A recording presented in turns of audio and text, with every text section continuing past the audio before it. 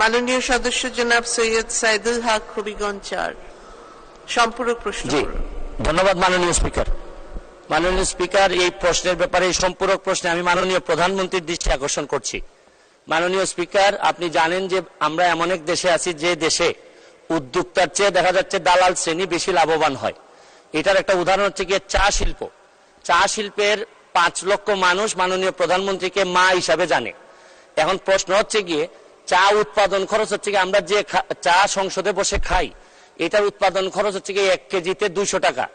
আর এটা বাধ্য হয়ে চা বাগানের মালিকরা বিক্রি করতে হয় ১ কেজিতে ১০০ টাকা। এর মানে প্রতি কেজি চাতে লস হয় ১০০ টাকা। এখন এই পর্যায়ে মালিকরা লসে পড়লে শ্রমিকদের অবস্থা খারাপ হয়ে যায়। এখন সিন্ডিকেট যারা আছেন বা যারা বায়ার আছেন তারা বা ব্রোকার যারা আছেন তারা এটা আমাদের কাছে কনজিউমার লেভেলে বিক্রি করেন ৪০০ টাকা। এর মানে তারা লাভবান হন ২০০ টাকা। প্রশ্ন করুন। জি মাননীয় স্পিকার, খুবই গুরুত্বপূর্ণ, শুধু আমার এলাকার না, মাননীয় মন্ত্রী উনিও সিলেটের, উনিও চা বাগান সম্পর্কিত। মাননীয় প্রধানমন্ত্রী গত বছর ১২০ টাকার আন্দোলনে ১৭০ টাকা করে দিয়েছেন, কারণ উনি ছাড়া আর কোনো জায়গা নাই। এখন ১৫ বছর ধরে এই যে ব্রোকার যারা ৪০০ টাকা বিক্রি করে লাভবান তারাই হচ্ছে, অথচ ক্ষতিগ্রস্ত হচ্ছে চা বাগানের শ্রমিকরা। এইভাবে চলতে থাকলে চা বাগান চা শিল্প আর থাকবে না মাননীয় স্পিকার।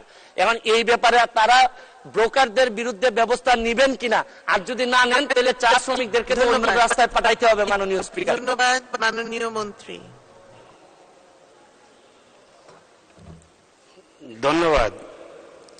যেহেতু আমি প্রক্সি দিতেছি, আমার সংশ্লিষ্ট মন্ত্রণালয়ের মন্ত্রী মহোদয় আসলে পরে উনি সঠিকভাবে ব্যবস্থা গ্রহণ করার জন্য আমি অনুরোধ করব। সবাইকে ধন্যবাদ।